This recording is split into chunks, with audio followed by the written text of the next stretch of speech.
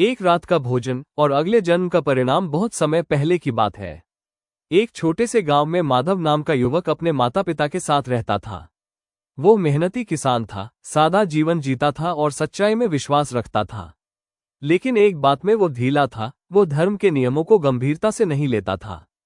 उसकी माँ हमेशा समझाती, बेटा, रात का भोजन मत किया कर।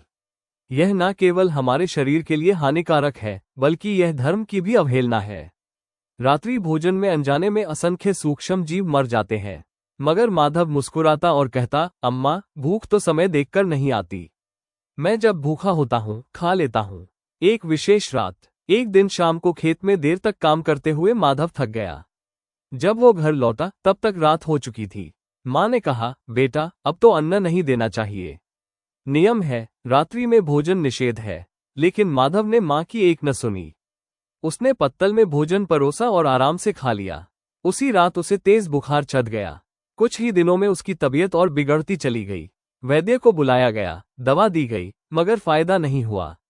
एक हफ्ते के भीतर ही माधव ने शरीर त्याग दिया। अगला जन्म एक विचित्र रूप में, लेकिन कहानी यहीं खत्म नहीं होती।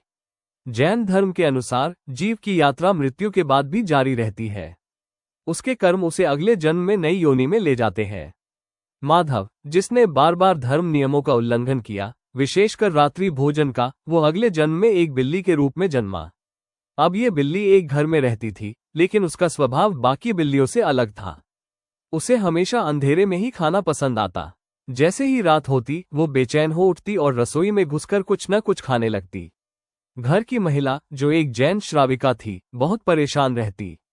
हर रात वो देखती कि उसकी रसोई में कोई आता है और भोजन बिखेर देता है। एक दिन उसने एक साधु से इस बारे में बात की। साधु की दृष्टि और मोक्ष मार्ग साधु ने ध्यान लगाया और फिर मुस्कुराते हुए बोले, यह कोई सामान्य बिल्ली नहीं है। ये पूर्व जन्म में एक मानव था, जिसने बार बार रात्रि भोजन किया। अब उसी वासना के कारण ये योनि में जन्म लिया है। महिला चौंकी और बोली, तो इसका उद्धार कैसे होगा? साधु बोले, करुणा और सामायिक। इसे मारो मत, इसे भोजन मत दो रात में, इसके चारों ओर नियमों का माहौल बनाओ। ये धीरे धीरे अपने पुराने संस्कारों से मुक्त हो जाएगा। महिला ने वैसा ही किया। कुछ ही समय में वो बिल्ली रात में खाना मांगना बंद कर देती है। फिर एक दिन वो घर छोड़कर कहीं चली जाती है। कहानी का संदेश रात्रि भोजन केवल स्वास्थ्य के लिए ही नहीं, बल्कि आत्मा के विकास में भी बाधक है। जब हम धर्म के नियमों का उल्लंघन करते हैं, तो हम सिर्फ इस जीवन को ही नहीं, आने वाले जन्मों को भी प्रभावित करते हैं।